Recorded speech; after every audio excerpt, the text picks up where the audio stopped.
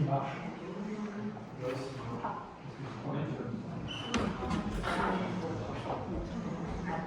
Il va faire porter vos cordes vocales.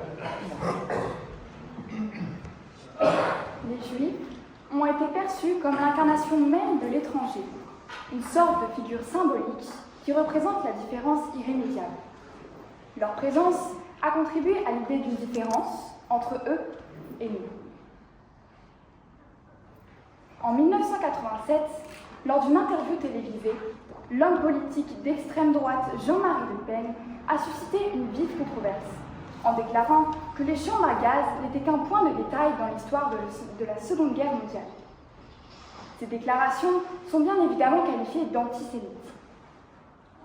Cependant, face à l'indignation et la condamnation qui s'en est suivie, ce dernier a fait valoir son droit à la liberté d'expression. C'est cela qui nous amène à la question qui nous rassemble aujourd'hui. La lutte contre l'antisémitisme menace-t-elle la liberté d'expression ? La liberté d'expression est un droit fondamental des pays démocratiques. L'article 11 de la Déclaration des droits de l'homme et du citoyen affirme que la libre communication des pensées et des opinions est l'un des droits les plus précieux de l'homme. Mais cette liberté n'est pas absolue. Elle connaît des limites lorsque ces abus portent atteinte à d'autres droits, comme à la dignité humaine. C'est ici que la question de l'antisémitisme, qui, je vous le rappelle, désigne toute forme de discrimination ou d'hostilité envers les personnes juives, prend toute son importance. L'article 24 de la loi du 29 juillet 1881 sur la liberté de la presse sanctionne d'une amende de 45 000 € et d'une peine de prison de 1 à 3 ans l'incitation à la haine ou à la violence envers une personne en raison de son origine, de sa race, de son ethnie, de sa nation ou de sa religion. Par conséquent, la loi encadre la liberté d'expression et punit ses abus. J'ajoute que des propos antisémites ne rentrent pas dans le cadre de la liberté d'expression, car il ne s'agit pas d'une opinion légitime, mais d'une incitation à la haine. Je vous invite à apprécier cette différence. Combattre l'antisémitisme ne menace pas la liberté d'expression. C'est au contraire une condition à son véritable exercice, garantissant des échanges d'idées respectueux sans inciter à la haine ou à la violence.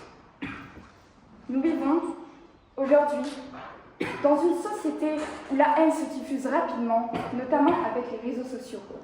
Et l'antisémitisme n'y échappe malheureusement pas. Cette haine vient de loin. Remontons 80 ans en arrière et rappelons-nous comment les Juifs ont été stigmatisés, massacrés, tués, parqués, marqués et bien d'autres encore. Plus récemment, le rappeur Kanye West a publié sur X une série de messages dans lesquels il affirmait Hitler et se déclarait nazi. Il a également vendu sur son site des t-shirts arborant des croix gammées. Cet acte s'inscrit dans une hausse des violences antisémites, exacerbée par des événements comme l'attaque du Hamas ou l'attaque au couteau dans le mémorial de l'Holocauste à Berlin en février 2025. Tous ces événements nous montrent la gravité de la situation et l'urgence de lutter contre l'antisémitisme. Avec 887 actes perpétrés au cours du premier semestre de 2024, en hausse de 192% par rapport à cette même période de 2023, l'inquiétude est grande. Notre société démocratique est construite sur des principes d'égalité, de respect et de solidarité qui doivent être protégés contre les discours malveillants. Ainsi, à la question de savoir si la lutte contre l'antisémitisme menace la liberté d'expression, je réponds non. Nous devons veiller à ce que notre parole soit utilisée pour construire et non pour détruire. Je vous remercie.